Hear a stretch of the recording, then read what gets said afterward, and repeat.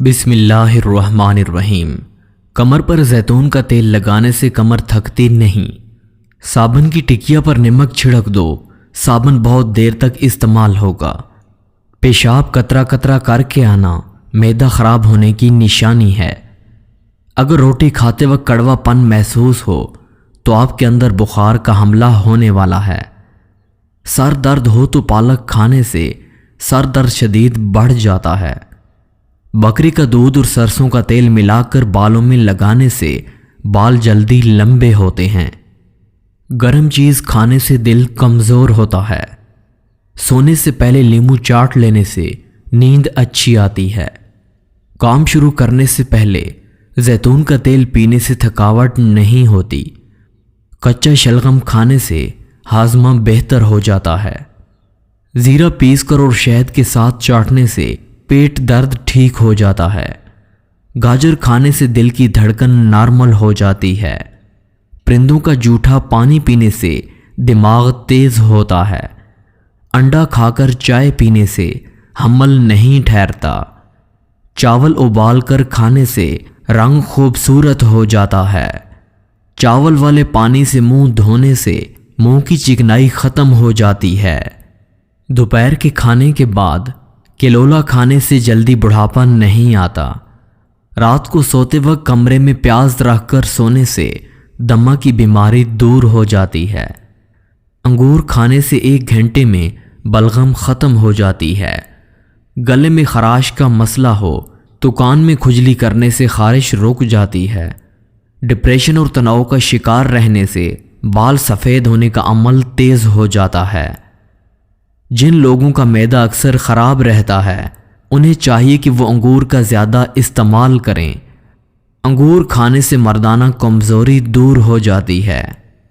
کمزور لوگ موٹا ہونے کے لیے کھیرے کے ساتھ کھجور کھائیں تو انشاءاللہ موٹے ہو جائیں گے۔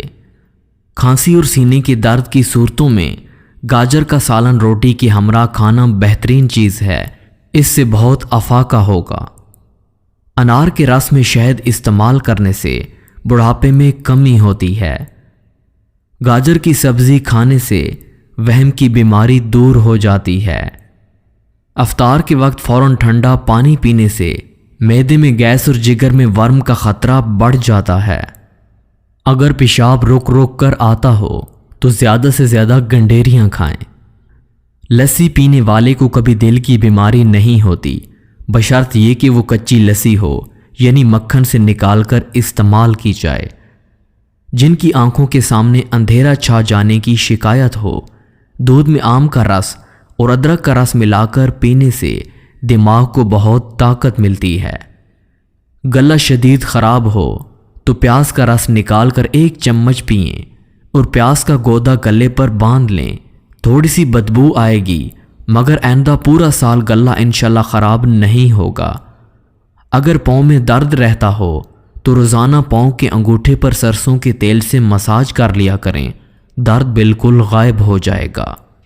اگر شہد اور ملائی کو ملا کر بچوں اور جوانوں کو استعمال کروایا جائے تو یہ جسمانی اور دماغی قوت کے لیے لاجواب ہیں۔ ہائی بلڈ پریشر کے مریض زیادہ سے زیادہ تربوز استعمال کریں، اس سے پیشاب کھل کر آئے گا اور بلڈ پریشر کم ہوگا۔ اگر کسی عورت کو کم ماہواری کی شکایت ہے جس کی وجہ سے سر بھاری رہتا ہو، چکر آتے ہوں اور دل میں گھبراہٹ رہتی ہو تو مریضہ عورت رات کو سوتے وقت 1 چٹکی تھوڑی سی زعفران لے کر دودھ میں ملا کر پی لے۔ 2 ماہ مسلسل استعمال ہونے سے ماہواری کی کمی دور ہو جائے گی اور ماہواری ٹھیک وقت پر اور پوری آئے گی۔